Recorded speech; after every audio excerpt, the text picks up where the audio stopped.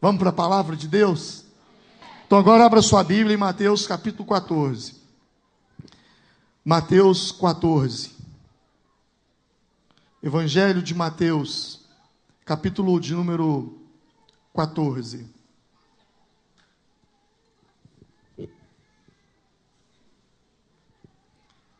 Quem encontrou, diga célula. Mateus 14. Mateus 14. Versículo de número 22 a seguir.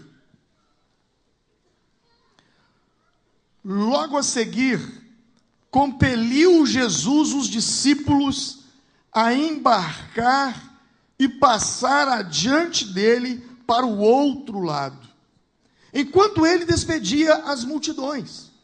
E despedidas as multidões, subiu ao monte a fim de orar sozinho. Em caindo a tarde, lá estava ele só. Entretanto, o barco já estava longe, a muitos estádios da terra, açoitado pelas ondas, porque o vento era contrário. Na quarta vigília da noite, foi Jesus ter com eles andando por sobre o mar. E os discípulos, ao verem-no andando sobre as águas, ficaram aterrados e exclamaram: é um fantasma! E tomados de medo, gritaram. Mas Jesus imediatamente lhes disse: tende bom ânimo, sou eu, não temais. Respondendo-lhe Pedro, disse: se és tu, Senhor, manda-me ir ter contigo por sobre as águas. E ele disse: vem. E Pedro, descendo do barco, andou sobre as águas e foi ter com Jesus. Reparando, porém, na força do vento, teve medo e, começando a submergir, gritou: salva-me, Senhor. E prontamente Jesus, estendendo a mão, tomou-o e lhe disse: homem de pequena fé, por que duvidastes? Subindo ambos para o barco, cessou o vento, e os que estavam no barco o adoraram, dizendo: verdadeiramente és filho de Deus. Amém. Feche os seus olhos. Senhor, eu quero te pedir uma coisa e não quero que o Senhor me negue, Senhor. Eu quero pregar essa mensagem nessa noite com muita paixão no meu coração. Ponha paixão no meu coração, Senhor. Ponha paixão nos meus lábios. Paixão por esse povo que está aqui. Paixão por aqueles que me assistirão pela internet. Paixão por aqueles que assistirão essa mensagem através da TV, através de um DVD. Põe paixão no meu coração, Senhor. Pai, eu quero pregar com paixão. Eu não quero lançar palavras frias. Eu não quero pregar na minha sabedoria, na minha eloquência, na minha inteligência. Mas eu quero, Pai, que as palavras que saírem dos meus lábios, que elas saiam recheadas de paixão e de compaixão por cada pessoa que está aqui nessa noite, Senhor. Deus, não me negue isso, Pai. Por favor, não me negue. Põe a mesma paixão que tu colocastes no coração de Jonathan Edwards, quando ele prega aquele sermão, pecadores nas mãos de um Deus irado. Põe essa paixão no meu coração, Senhor. Põe essa paixão, que as pessoas não ouçam somente as minhas palavras, mas que elas possam ouvir o batido do meu coração nessas palavras, Pai. Deus, eu te peço isso, Senhor. Eu te peço com todo o meu coração. Eu te peço em o nome do Senhor Jesus Cristo. Amém, amém. Todos digam graças a Deus. Aleluia, amém. Glória a Deus. Mateus 14 e João 6 são capítulos bem idênticos. É um capítulo que aconteceu muita coisa. Aqui o texto que nós acabamos de fazer a leitura, nos fala que Jesus colocou os discípulos num barco e enviou-os. E enviou para que eles atravessassem para o outro lado do mar. E eles foram, porém, no meio daquelas águas, no meio do mar, eles se depararam com uma forte tempestade. E já era madrugada isso, muito madrugada. E de repente, no meio daquela madrugada, no meio daquele nevoeiro, no meio daquele vento, no meio daquelas ondas que açoitavam aquele barco, eles amedrontados, com medo de que aquele barco pudesse naufragar com eles e eles viessem a morrer ali, eles ainda ficam mais espantados, mais assustados, quando surpreendidos por uma pessoa andando em cima das águas. Imagina você, meu irmão, se deparar, você ali na lagoa, né, na nossa lagoa, um dos lugares mais lindos que nós temos nessa região, você ali naquela lagoa, de repente, você olha e vê uma pessoa correndo em cima das águas. O que você faz? Você sai correndo em cima da terra, né? É bem provável. Eles se deparam com aquela cena. Ai, agora já não é mais a tempestade, agora é o homem que vem. E eu já ouvi dizer, não sei se isso é verdade, mas eu vi um pregador uma vez falar que havia uma crença entre eles, que quando vissem um fantasma no meio de uma tempestade, era sinal que todo mundo ia morrer. Por isso eles pensaram que eles estavam vendo um fantasma. E não era um fantasma, era Jesus. Jesus vem de encontro a eles no meio daquela tempestade. E depois, vocês sabem dessa passagem, eu li, que Pedro fala: Jesus, se é o Senhor, manda eu ir ter contigo. E ele anda sobre as águas também. No momento ele começa a afundar, Jesus o salva, parará, parará. E aí eles chegam do outro lado e já é dia e acabou a história. Bom, antes que tudo isso acontecesse, tem um contexto aí que eu não posso deixar de falar. Antes que eles entrassem no barco, antes que eles atravessassem aquelas águas, antes que a tempestade os alcançasse, antes que Jesus aparecesse para eles, eles estavam vindo de um evento. E que evento era esse? Estava acontecendo. Jesus estava pregando para uma multidão. E haviam ali pessoas famintas, porque já haviam dias que estavam com Jesus. E Jesus então multiplica pães e peixes. Ok? Amém? Quem já leu esse texto? Então, esse texto, essa passagem, ela ocorre logo depois da multiplicação. Na verdade, eles ainda estavam ali comendo pão. Eles estavam ali comendo peixe. E Jesus tira os discípulos daquele movimento e diz: olha, vamos embora, entrem no barco rápido, entrem no barco, deixa que eu fico com esse povo e eu despeço a multidão, porque eu preciso orar um pouco, depois eu alcanço vocês. Podem ir. Bom, é isso que aconteceu ali. O que eu quero falar nessa noite com você, tantas histórias que tem aqui, são tantas pregações, mas eu quero falar com você especialmente sobre depois da tempestade. O propósito de uma tempestade. Qual é o propósito de uma tempestade? Em primeiro lugar, ninguém consegue ser mais a mesma pessoa depois de uma tempestade. Ninguém consegue ser mais a mesma pessoa. Seja essa tempestade uma tempestade real mesmo, com relâmpagos, trovões, vendavais, com casas sendo destruídas, com a parte elétrica caindo no chão, fios, postes, enchente entrando para dentro das casas, levando os móveis, pessoas sendo arrastadas pelas forças das águas.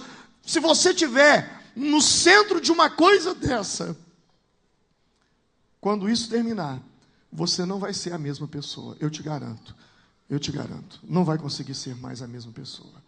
E também numa linguagem que eu poderia dizer metafórica, algo como uma metáfora mesmo, uma comparação, não uma tempestade de raios, de trovões, de relâmpagos, mas uma tempestade daquelas da vida, que um dia alguém se inspirou para criar uma canção dizendo que se as águas do mar da vida quiserem me afogar, como é que é?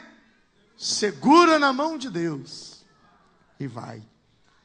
Essas tempestades que acontecem na nossa vida, que nos pegam de surpresa, tempestades estas que acontecem no nosso casamento, na nossa vida familiar, na nossa vida financeira, na nossa vida profissional, tempestades essas que acontecem na nossa saúde, somos surpreendidos, um vendaval passa sobre nós, algo terrível vem, acontecimentos, circunstâncias vêm para nos abater como uma tempestade, para nos derrubar, para nos jogar no chão, para acabar conosco. Eu quero dizer que ninguém, absolutamente ninguém, nenhuma pessoa consegue ser a mesma depois de passar por uma tempestade.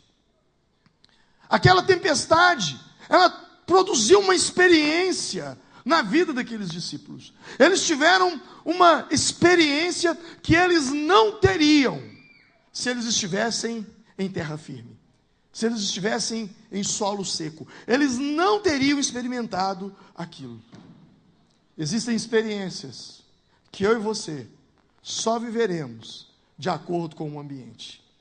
Uma tempestade em terra firme é complicada, mas uma tempestade dentro de um lago, na verdade é um lago, né? A Bíblia chama mar, mas um grande lago, um mar de água doces. A coisa é mais séria ainda, porque se esse barco vira, a coisa fica séria.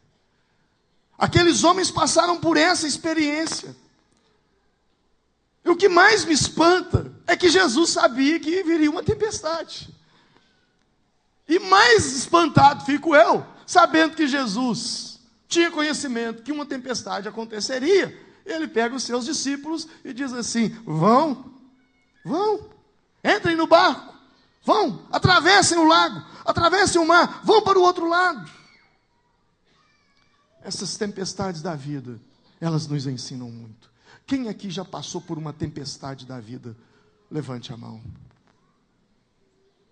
Talvez você já passou, talvez você está passando. Sabe, há muitas coisas a aprender aqui. Eu gostaria que você aprendesse nessa noite como descer sem perder a autoestima. Como descer na vida sem perder a autoestima. Porque quando nós descemos, quando nós passamos por uma situação que faz com que nós venhamos descer na vida, quando eu digo descer, é entrar num estado de vergonha, passar por uma vergonha, algo que nos leve a ter vergonha, passar por uma situação que nos leve até mesmo passar por desacreditados na nossa família, na nossa sociedade. Descer, que eu me refiro, é se humilhar, é perder algo. Você tinha, agora você desceu, você não tem mais. Você tinha um casamento feliz, você desceu, seu casamento hoje é infeliz. Você tinha uma vida financeira estável, você desceu, agora você está endividado. Descer, que eu me refiro, é passar por uma situação desagradável. Aqueles discípulos, eles estavam vivendo um contraste fora do comum, porque eles estavam num ambiente de alegria, eles estavam num ambiente de milagre, milagres estavam acontecendo, uma multidão de 5.000 homens, sem falar mulheres e crianças, que geralmente são o dobro. Jesus pega ali 5 pães, 2 peixes, ora, agradece e vira para aqueles 12 homens e diz: pega esses 5 pães, esses 2 peixinhos e distribui para essa multidão.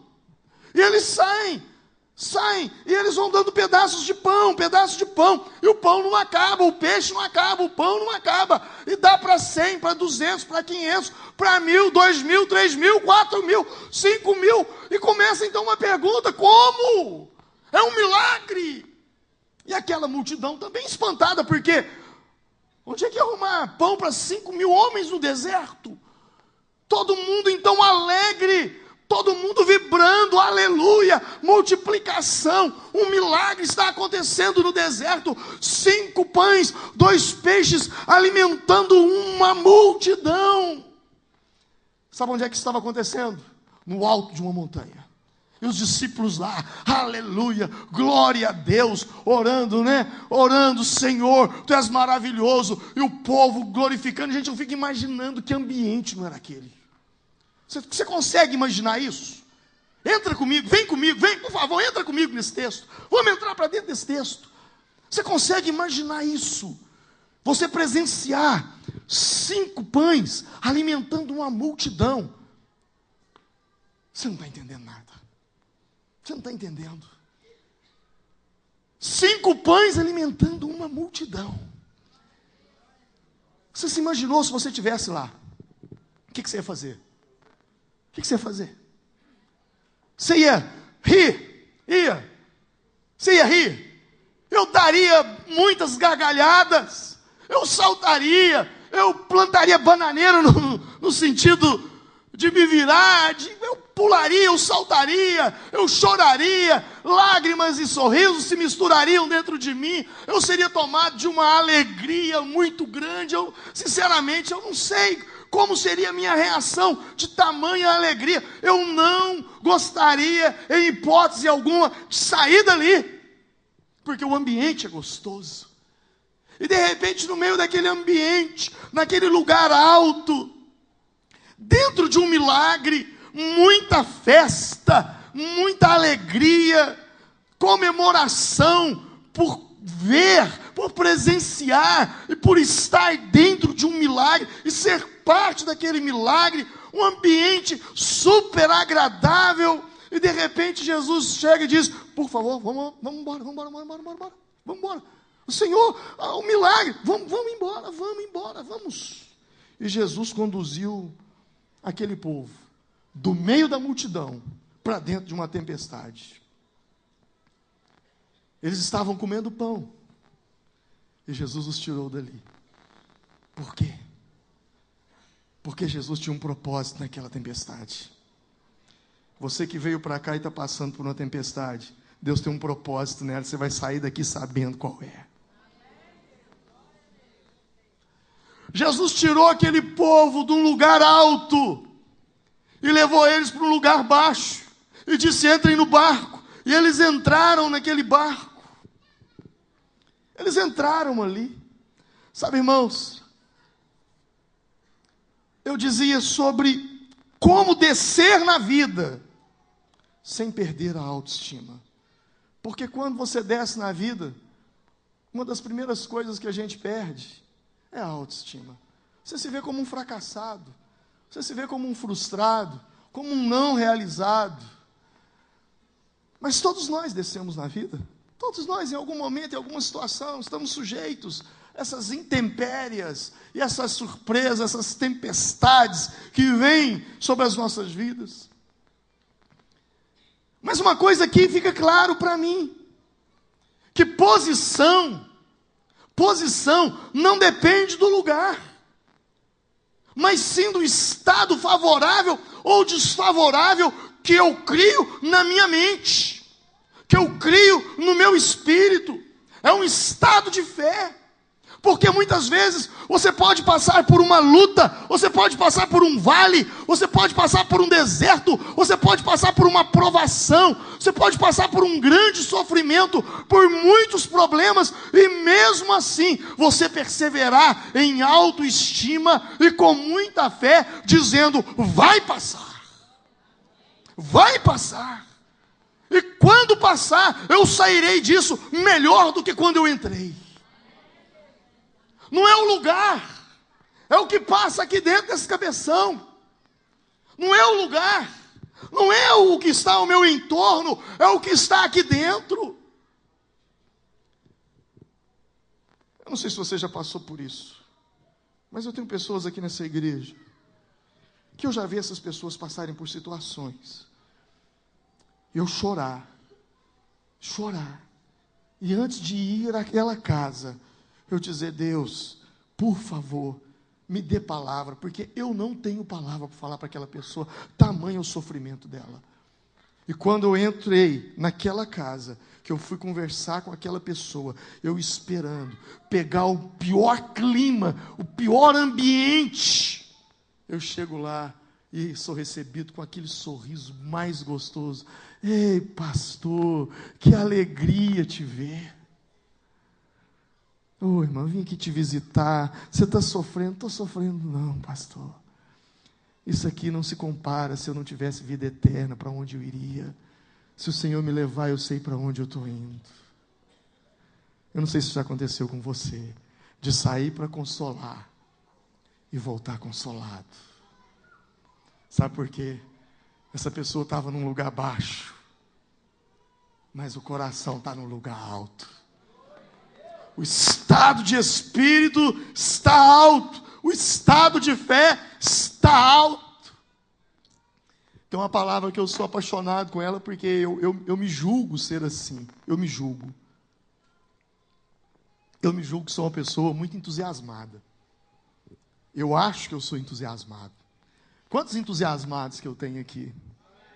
Oh, glória a Deus. Fica perto de mim, você vai ver que eu sou entusiasmado. Fica perto de mim, você vai ver. Sabe, o tempo todo eu estou enchendo o coração das pessoas de motivação. Você consegue, vai lá, vai dar conta, vai dar certo, vai dar tudo certo. Deus vai te abençoar, Deus vai te honrar. Ô pastor, por que você é desse jeito? Porque de crítico, gente, o mundo já está cheio. O mundo está assim de crítico. É assim de crítico. Ó, vai ter gente para criticar esse pessoal que dançou aqui? Você acha que não tem gente, não? Vai ter. Vai ter gente para criticar aí o bazar que os meninos estão fazendo. Vai ter gente para criticar o seminário que o Lucinho está fazendo. Vai ter gente para criticar o encontro que a pastora está fazendo. Tem gente para criticar essa pregação que eu estou pregando aqui agora. Então o mundo está cheio de crítico. Mas eu decidi ser alguém que, ao invés de criticar, eu elogio, encorajo, motivo. Eu sou boca de Deus nessa terra. Eu resolvi emprestar minha boca para Deus. Sabe?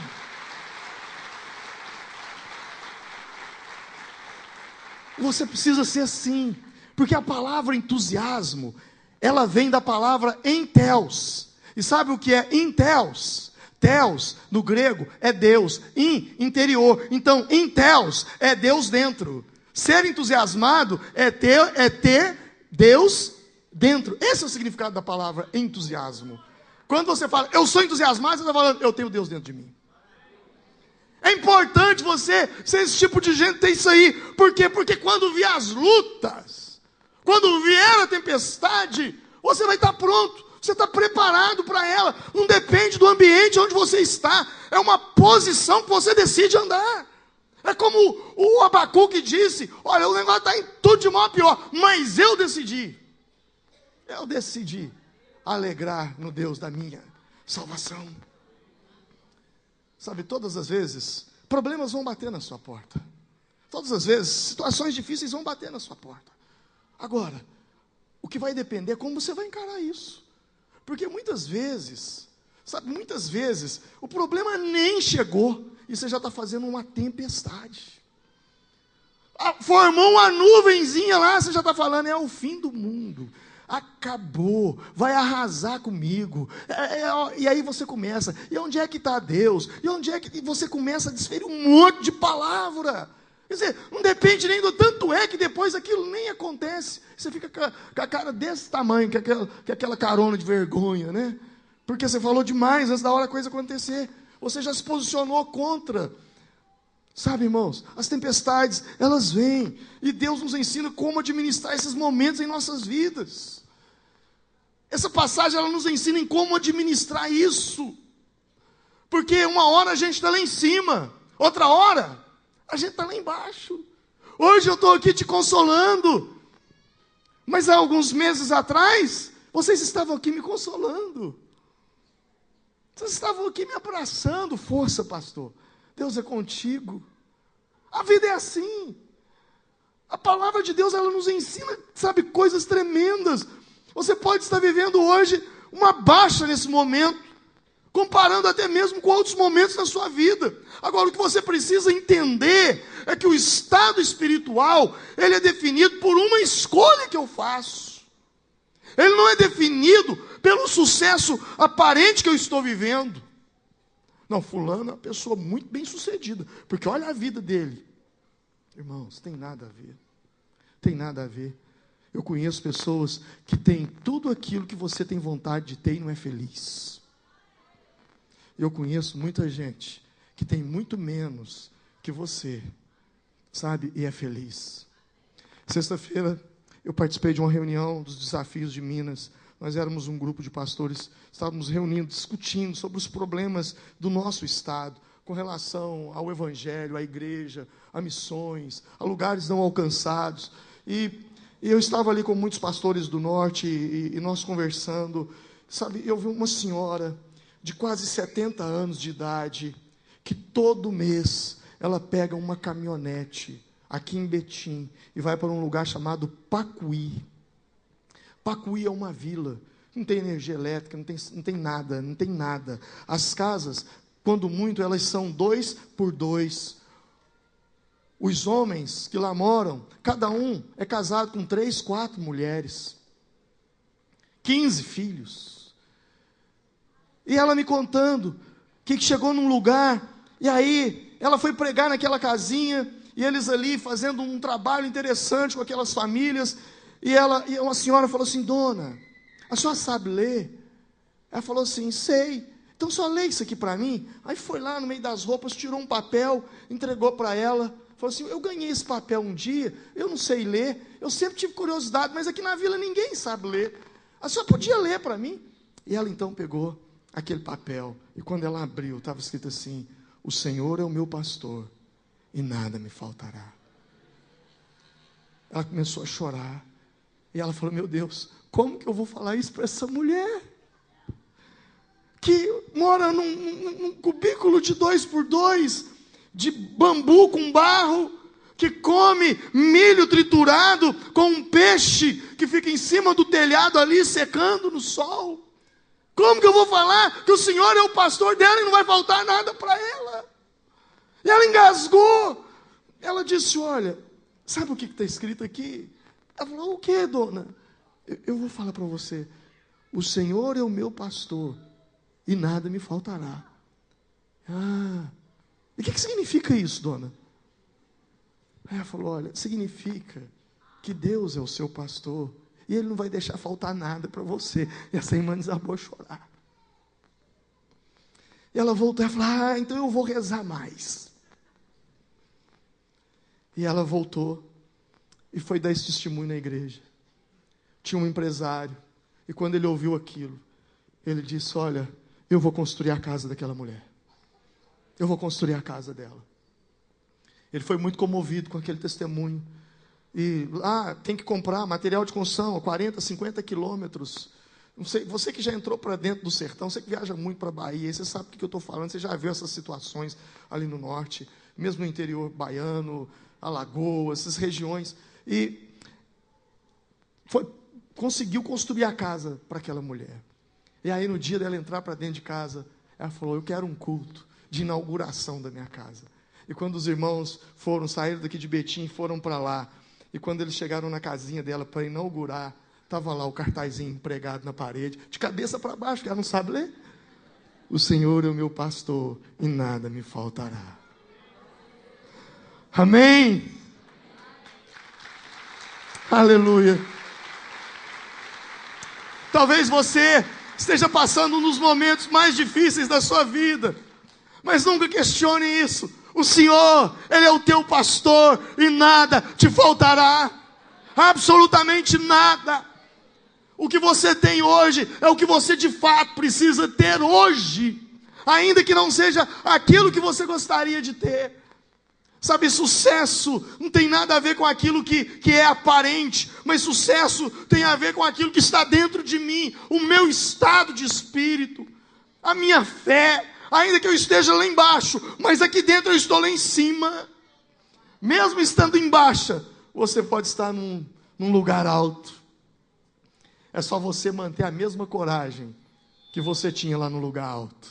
É você manter a mesma fé, o mesmo entusiasmo, a mesma postura. Sabe, Jesus tirou eles daquele momento de fé, de poder, e levou eles para o meio de uma tempestade sozinhos. Para quê? Para que eles entendessem que, independente se eu estou no meio de uma tempestade, no meio de uma situação, eu tenho que sentir aqui dentro dessa tempestade o mesmo que eu estava sentindo no alto daquela montanha, quando estava acontecendo a multiplicação de pães.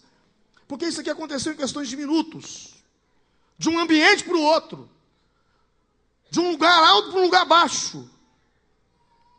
Se nós mantivermos isso nas tempestades da vida, aqueles momentos, recordarmos daqueles momentos de fé, daqueles momentos que Deus nos abençoou, daquelas situações, porque todos vocês que aqui estão nessa noite, um dia, vocês já passaram por uma determinada situação que você nunca imaginava sair dela, e você saiu, porque você está aqui hoje.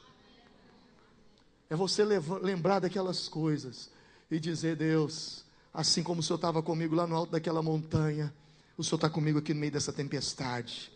Pode ter mudado o relevo, pode ter mudado o clima, pode ter mudado a situação, mas aqui dentro o Senhor continua sendo o mesmo Deus da minha vida. Aleluia! Glória a Deus! Se nós mantivermos isso nas tempestades, mesmo que nós venhamos estar em baixa, mas dentro nós estaremos em alta. Se prepare, porque em algum momento da vida Deus vai te levar para dentro de uma tempestade. Ele vai te levar. Sabe, esse texto aqui nos diz que Jesus os compeliu. Você sabe o que é isso? Você sabe o que é? O que é compelir? É assim: oi, discípulos amados, por favor, por gentileza, entrem nesse barco e atravessem para o lado de lá. Você acha que compelir é isso? Não. Compelir é quando você, mãe, quando você, pai, vira para o seu filhinho e fala assim: filho, vai tomar banho. Não responde nada. Filho, vai tomar banho. Ah, tá. Filho, vai tomar banho. Daqui a pouco eu vou, mãe. Filho, vai tomar banho agora. Ah, sim, senhora, mãe, estou indo agora. Isso é compelir. Foi isso que Jesus fez com os discípulos. Eles não queriam ir. Eles não queriam ir. Eles não queriam sair daquele ambiente. Eles foram levados à força. Jesus disse: entrem naquele barco agora, rápido, vá, depressa. É mais ou menos isso que o texto está falando. É por aí.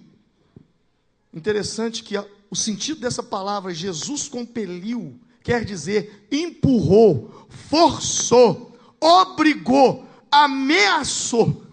É pesado isso, hein? Ameaçou. São os sinônimos dessa palavra. Eles foram ameaçados a entrar naquele barco. Eu não sei, talvez Jesus vai cair um raio em quem não for. Eles foram ameaçados, empurrados, forçados, obrigados. É a mesma tradução lá no hebraico para Abraão, quando a Bíblia diz: sai da tua terra e do meio da tua parentela. Você acha que aquilo, Abraão, por favor, sai da sua terra e do meio da sua parentela. Abraão, cai fora agora. Deus falou com ele: cai fora agora. Você não tem escolha, vai. Sabe, irmãos, eu gosto quando Deus me coloca em situações que eu não tenho escolha. Eu gosto. Pois eu já passei por determinadas situações na minha vida que, se eu tivesse escolha, eu teria feito a escolha errada. Quantos já passaram por alguma situação que você não tinha escolha? Quem já passou por isso? Se você tivesse, você teria tomado a decisão errada. Tem momentos nas nossas vidas que eu percebo que Deus está nos compelindo para determinadas situações. E você vai sendo conduzido, as coisas vão acontecendo de tal forma. Um encontro estava marcado, desencontrou, você tem que sair daqui e ir para ali, você chega ali, o negócio deu errado de cá, você tem que ir para cá. Parece que é igual quando vai pegar um animal, uma vaca, um boi, para colocar no caminhão para transporte. Parece que vai criando situações para que aquilo aconteça. Sabe? E existem momentos na nossa vida que é assim. Existem momentos que parece que Deus faz isso com a gente. E nós estamos diante de situações que a gente não tem como voltar. Voltar como?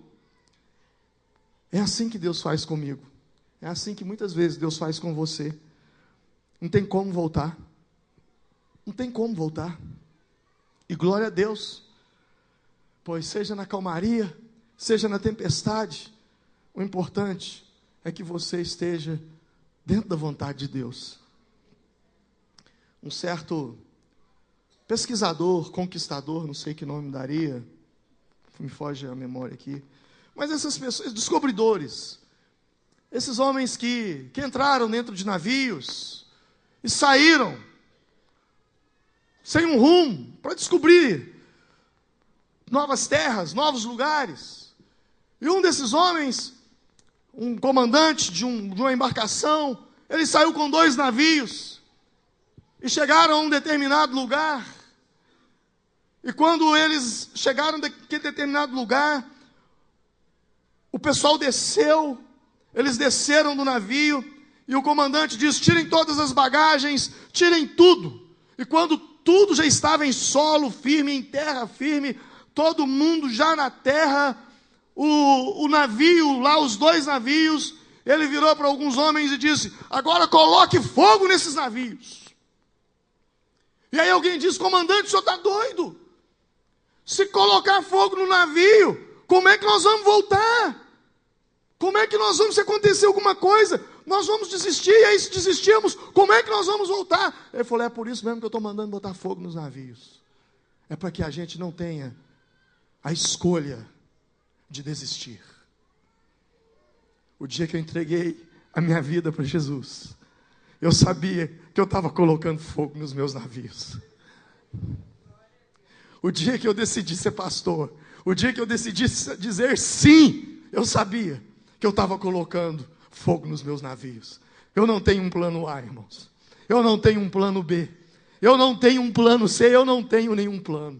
Os meus navios foram queimados. É aquela música antiga que nós cantávamos na igreja: estou seguindo a Jesus Cristo. Atrás não volto mais. Que venham lutas, que venham provações, que venham tempestades, que venham furacões, que venham situações adversas, que venham tudo que tiver de vir para me destruir, que me destrua, mas atrás eu não volto. Não volto. E você não pode voltar. Aleluia. Esse texto é maravilhoso, porque depois, mais tarde, lá em João 6, que é um evangelho que conta a mesma história, aquele povo volta para pedir pão. E Jesus ali fica bravo e diz: olha, não vai ter pão. Vocês querem comer? Comam minha carne. Querem beber, bebam meu sangue. E aí o povo começou a ir embora. E Jesus virou para os discípulos e falou: e vocês? Vocês também não vão embora? Pedro vira para Jesus e diz: Senhor, para onde iremos nós, se só tu tem palavra de vida eterna? Meu irmão, para onde eu vou? Para onde você vai, querido? Para onde? Você está achando que essa luta sua está difícil? Você está achando que esse problema seu está difícil? Você está achando que às vezes um problema que você está enfrentando aqui dentro da igreja, dentro da própria fé, está difícil? Deixa eu te dizer uma coisa: lá fora está pior. Lá fora está pior. Nós não temos para onde ir. Só Jesus pode nos dar esperança e vida. Quantos aqui já queimaram seus navios? Levante a mão. Quem lança a mão do arado não pode olhar para trás. Nós lançamos mão desse arado, nós não vamos olhar para trás. Jesus tirou aquele povo, aqueles discípulos, aliás, do lugar de milagre e levou-os para um lugar de desafio. Por que Jesus fez isso? Eu penso que era igual o monte da transfiguração. Jesus pegou Pedro, Tiago e João, subiu para o monte. De repente a glória de Deus invade aquele lugar. Elias, Moisés, uma nuvem cobre a presença de Deus. Eu não consigo nem imaginar como é que foi aquilo. Tamanho temor que eu tenho na minha mente em imaginar aquela situação. Descrever aquilo eu acho que eu não consigo. Tamanha glória. E de repente Pedro chega lá: Senhor, se Pedro fosse mineiro, ele fala assim: isso aqui está tão bom. Vamos armar umas barracas aqui para nós.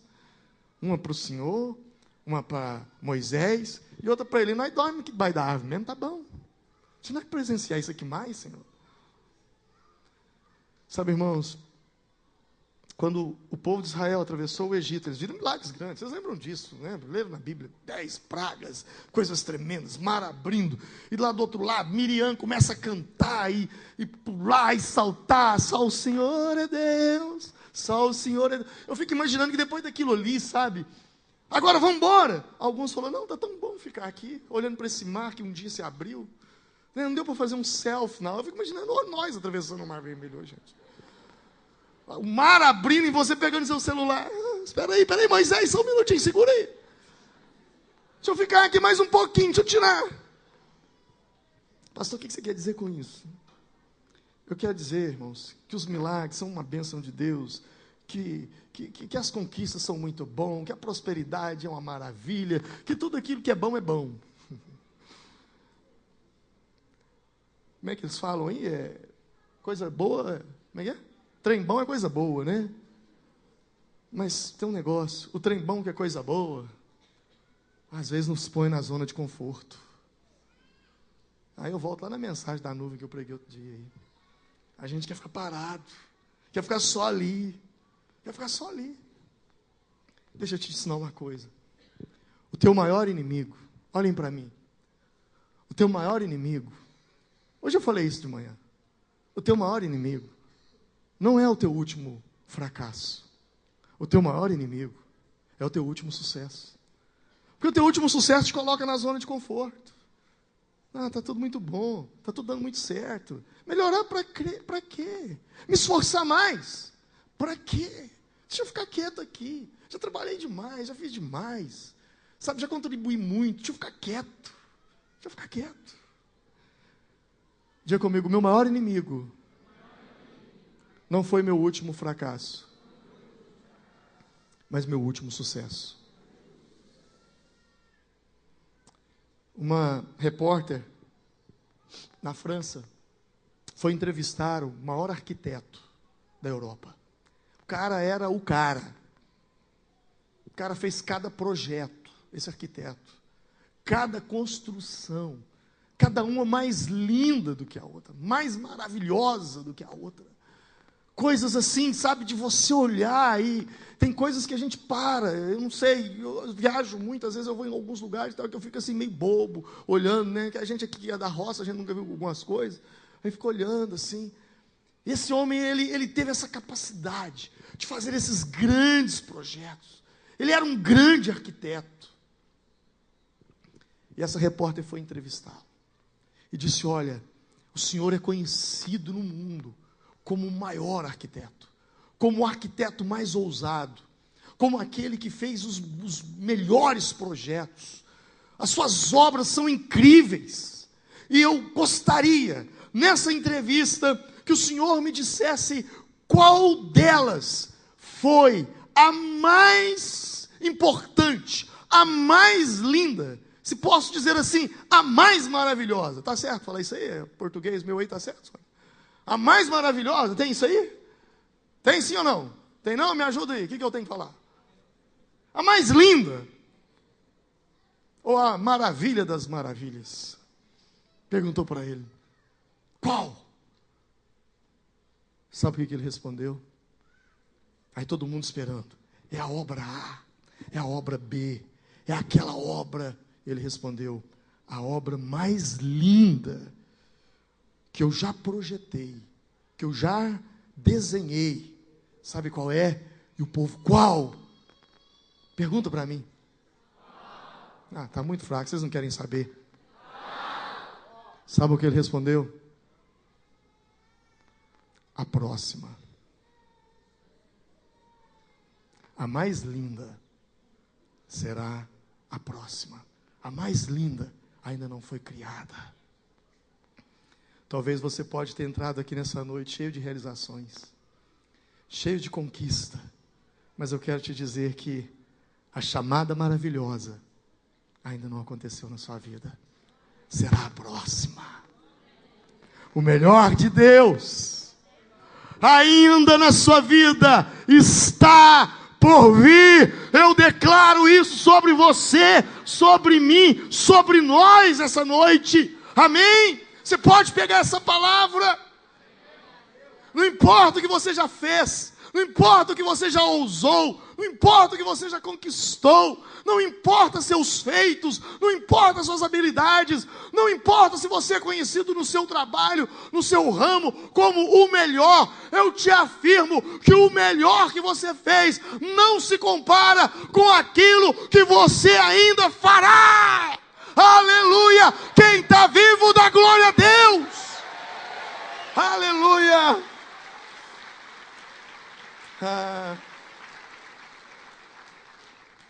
Quando alguém te perguntar qual é a melhor coisa que já aconteceu com você, você vai responder para essa pessoa, a próxima.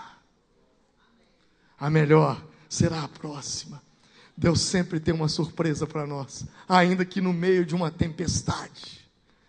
Ainda que no meio de uma tempestade, Deus nos levará para tempestades, para nos ensinar que eu e você temos que aprender a administrar as fases da vida. Porque haverá fases que nós vamos estar lá em cima, mas haverá fases que nós vamos estar lá embaixo. Mas ainda que nós estejamos lá embaixo, uma convicção nós precisamos ter: Jesus vai encontrar conosco nessa tempestade. Ele vai vir ao nosso encontro, nós não vamos ficar sozinhos. Jesus, ele foi aplaudido, foi ameaçado de ser apedrejado. Gritaram: Hosanas ao filho de Davi. Depois, alguns dias, eles mesmos estavam gritando: crucifica-o! Sabe, irmãos, eu sou de carne e osso como você. Eu não gosto de passar por tempestade. Ser normal não gosta. Eu não gosto de passar por situações difíceis, por circunstâncias que fogem do meu controle. Eu não gosto, eu detesto esse tipo de coisa. Mas é preciso a gente passar. Sabe, às vezes eu estou lá em cima, Deus me põe numa fria, eu falo: Senhor, por quê? E o Senhor responde: baixa a bolinha aí. Baixa a cabecinha sua. Você não é isso que você está pensando que você é, não. Você é apenas o jumentinho. Vocês lembram dessa história do jumentinho, né? O jumentinho que carregou Jesus e entrou dentro da... Quando ele entrou carregando Jesus, o povo aplaudiu: Hosana, Hosana. O jumentinho no outro dia voltou para o curral, reuniu os jumentos tudo lá e falou: ó, vocês não sabem, eu sou o jumento. Não é o cara, eu sou o jumento. Quando eu entrei, todo mundo me aplaudiu, todo mundo me elogiou. Aí os jumentos falaram: é mesmo? Vamos voltar lá então para a gente ver esse negócio. E voltou aquele monte de jumento. Ninguém deu moral para ele, ainda saiu xingando: sai do caminho, seu jumento, sai daí. E aí ele baixou a cabeça, e ele entendeu: não era a mim que eles estavam aplaudindo, era aquele que estava montado sobre mim. Sabe, você não é um cavalo, você não é um jumento, por isso eu não posso dizer que ele está montado sobre você, mas você é casa, morada dele. Ele habita dentro de você. Não se esqueça, seus sucessos, suas glórias não são suas, são dele. Eu ouvi dizer de um pastor muito famoso, um pastor que Deus usou muito. Eu não sei se foi Billy Graham, eu não sei se isso aconteceu com ele, ou Osborne, eu não me lembro o nome dele. Mas eu sei que foi um homem que Deus usou muito. E esse homem, ele contratou uma pessoa para trabalhar para ele. Mas você não tem ideia qual era o trabalho dessa pessoa. Sabe qual era o trabalho dessa pessoa? Sabe? Então me pergunte. Sabe qual era o trabalho? Era o seguinte: esse grande pregador, esse grande pastor, esse grande homem de Deus, ele contratou uma pessoa. E essa pessoa era contratada para ficar na sala dele, esperando ele entrar de manhã. E quando ele entrava na sala, que ele fechava a porta, essa pessoa vinha em direção dele e falava assim: você é um lixo, você não está com nada, você é a pior de todas as criaturas, você é pior do que o próprio chão imundo, sujo. Imagina você contratar uma pessoa para te falar isso todo dia. E esse homem fazia isso na frente de todas as pessoas. E esse pastor baixava a cabeça.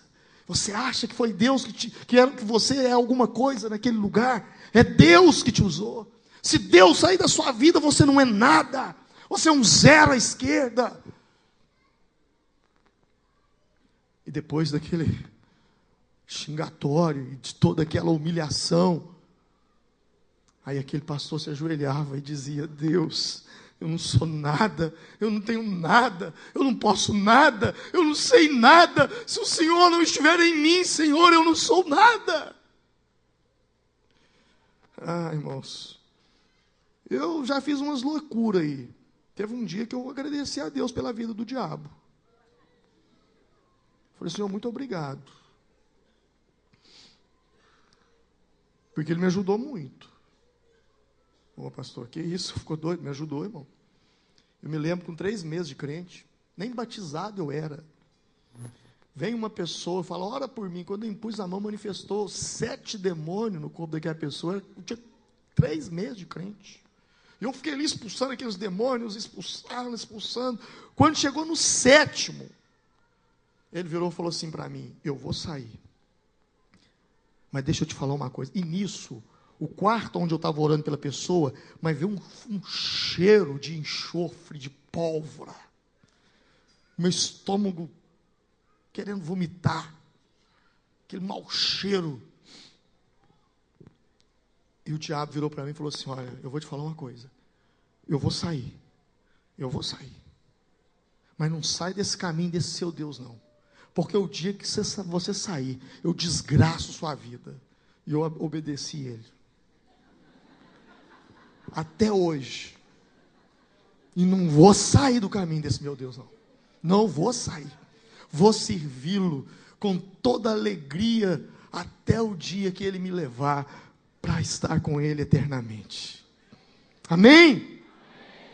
Então, querido, eu não sei se você está sendo humilhado, se você está sendo criticado, sabe, talvez você está passando por uma situação, você fala, pastor, eu estou sendo tão humilhado, mas olha, mesmo no meio dessas coisas aí, tem coisa boa para você, sabe, Deus está tratando no seu caráter. Eu não estou falando que você merece isso, não estou falando que você é digno disso, de passar por essas afrontas e essas humilhações, não, mas o que eu quero dizer é que tem coisa boa no meio desse negócio aí, sabe, e por último, o propósito da tempestade, você precisa entender, porque Jesus tira os discípulos de um ambiente de festa, e de comemoração, e leva eles para onde? Dentro de uma tempestade. Por quê? Porque Jesus queria fazer uma coisa com eles, subir o nível da vida deles, elevar o nível, dar um outro nível. Você muda de nível quando você passa por uma tempestade. Toda vez que você sai de uma tempestade, você muda de nível. Jesus diz, vá para outra margem. Interessante que essa palavra margem, no original, nas Escrituras, é a mesma palavra quando Jesus disse para Lázaro, Lázaro, sai para fora, vai para outra margem. É a mesma palavra que era usada para uma criança, quando atingia a idade do bar mitzvah, que quando ele então fazia ali a sua profissão de fé, poderia dizer assim para você entender, e ele então subia um nível. Se você está passando por uma tempestade, é porque Deus está te elevando o nível. O seu nível não será mais o mesmo. O seu nível não será mais. Ele está elevando você. Jesus tirou os discípulos do meio da multidão.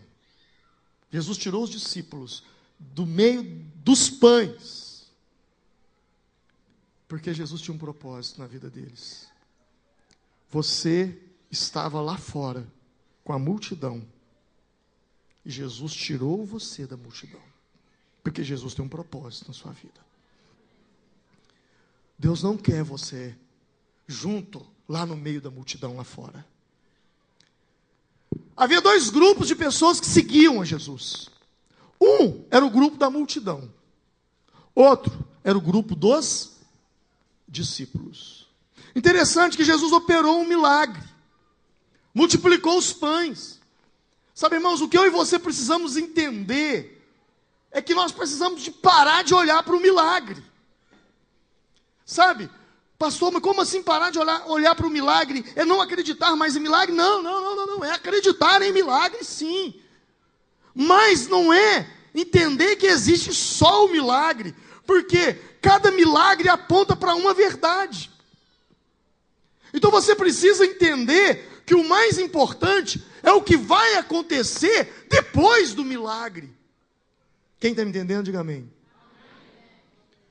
O mais importante do sinal é o depois. Porque 10 leprosos receberam um milagre. Foram curados. Mas dos 10, depois do milagre, quantos permaneceram? Quantos? Se você não entender o que você precisa fazer depois do milagre, o seu milagre vai servir para a sua condenação. Porque eles foram condenados. Eles foram condenados por isso. 9 não voltaram. Apenas 1. Você está em busca de um milagre. Você já recebeu um milagre. Por que você recebeu um milagre? Para você ser uma testemunha viva do poder de Deus. Para você anunciar o nome de Jesus. Para você falar da palavra de Deus. Sabe, cada milagre, ele causa uma marca na nossa vida. O milagre, ele causa uma marca. O milagre, ele deixa uma marca em você. Depois que Davi recebeu o milagre de matar o gigante Golias, ele ficou marcado. Marcado como? Marcado como um matador de gigantes. Depois de um milagre, você recebe uma marca. Interessante que o diabo, ele conhece o teu nome, mas ele te chama pelo nome do seu pecado. Você sabia disso? O diabo conhece o teu nome, mas ele te chama pelo teu pecado. E Deus conhece o teu pecado, mas ele te chama pelo teu nome. Porque você tem uma marca. Você tem uma marca. Sabe, irmãos, se vocês se desviarem hoje e voltarem para o mundo, a marca está em você. O mundo não te aceita mais. Sai daqui, vai para uma boate, entra lá. Quando você entrar, de cara, ué, o que você está fazendo aqui? É ou não é? O que você está fazendo aqui? Você é crente. Você é lá da igreja, lá perto da rodoviária. O que você está fazendo aqui? Eu conheci um crente que desviou. Sabe onde é que ele foi parar? No centro de Macumba. Esse apelou, né? E foi lá, porque o negócio piorou para ele, e piora mesmo, porque sai um, e quando volta, volta 7. E aí foram fazer um trabalho lá, mas o bicho não baixava, ou melhor, não subia. E aí vai, dá gira, e faz aquelas coisas mandingas todas, e nada, e aí de repente resolve manifestar uma entidade e diz, é fulano, tira ele daqui. Aí ele, tira ele daqui, porque ele está atrapalhando. Mesmo desviado, você tem uma marca. Você tem uma marca. O nome de Deus está gravado em você. Eu acredito que um dia, todos os desviados vão voltar. Eles vão voltar. Porque lá não é o lugar deles. Eles foram marcados pelo sangue de Jesus, pelo poder do Espírito Santo. Aleluia.